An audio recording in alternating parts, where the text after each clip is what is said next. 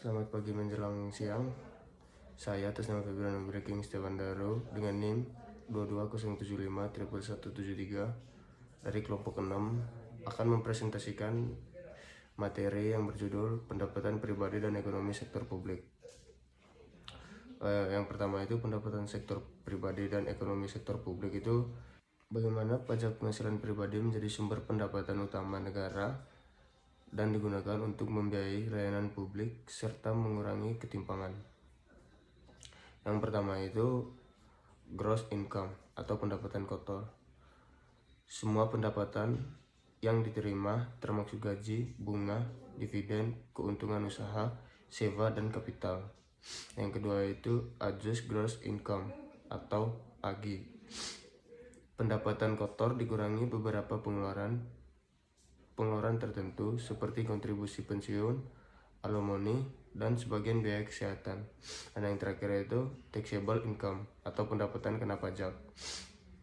AGI dikurangi dengan pengurangan standar atau pengurangan image side, misal bunga hipotek, pajak negara, sumbangan amal, atau biaya medis besar. Nah, selanjutnya itu prinsip-prinsip dibalik pajak penghasilan US. Sistem pajak penghasilan US dirancang berdasarkan beberapa prinsip utama, dibagi menjadi 4 prinsip. Yang pertama itu prinsip keadilan atau equity. Horizontal equity itu sendiri, individu dengan kondisi ekonomi yang sama harus membayar pajak yang sama juga. Sedangkan vertical equity, individu dengan kemampuan membayar lebih tinggi harus membayar pajak lebih besar, baik secara minimal maupun persentase atau progresif. Yang kedua itu prinsip efisiensi.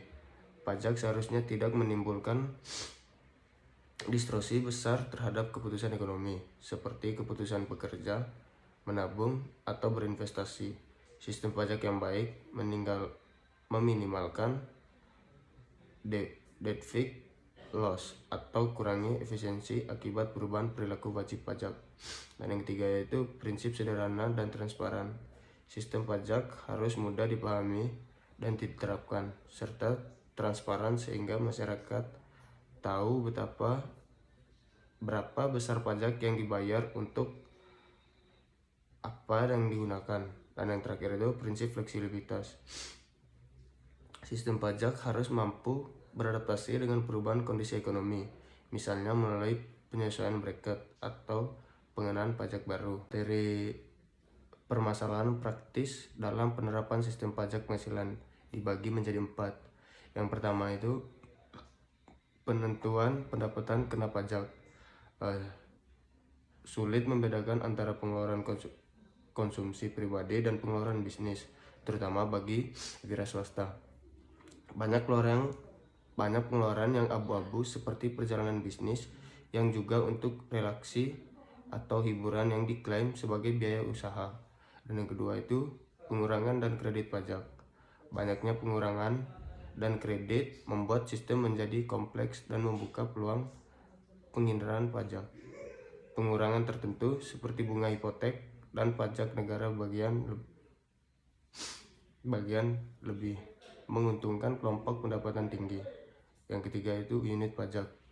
Pajak dikenakan pada tingkat rumah tangga sehingga menimbulkan isu seperti marriage penalty, hukuman pajak bagi pasangan menikah dengan pendapatan seimbang, atau marriage bonus, keuntungan pajak bagi pasangan dengan pendapatan yang timpang.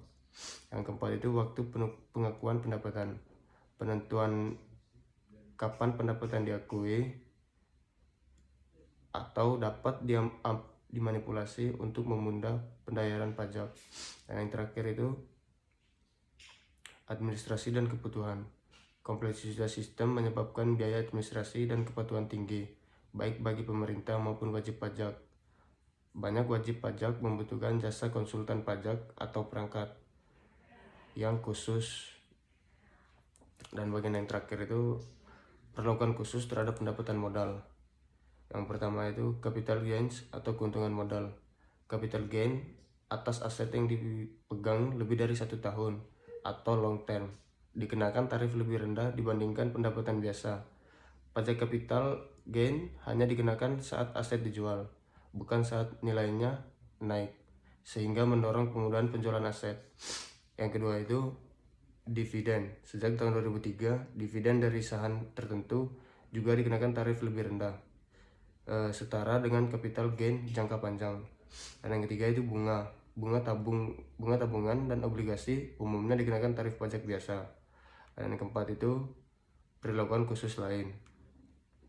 Beberapa instrumen seperti IRA atau Individual Retirement Account dan 401 memungkinkan pemenuhan pajak atas pendapatan modal hingga dana ditarik saat pensiun. Bunga atas obligasi pemerintah, bagian municipal bonds dibebaskan dari pajak federal. Dan yang terakhir itu alasan perlakuan khusus untuk mendorong investasi dan menabung, mengurangi distorsi akibat pajak berganda atau double taxation pada dividen dan capital gain. Namun perlakuan khusus ini juga sering dikritik karena lebih menguntungkan kelompok pendapatan lebih tinggi dan membuka peluang penghindaran pajak. Dan terakhir itu kesimpulan, sistem pajak penghasilan US dirancang untuk mencapai keadilan, efisiensi, dan kesederhanaan.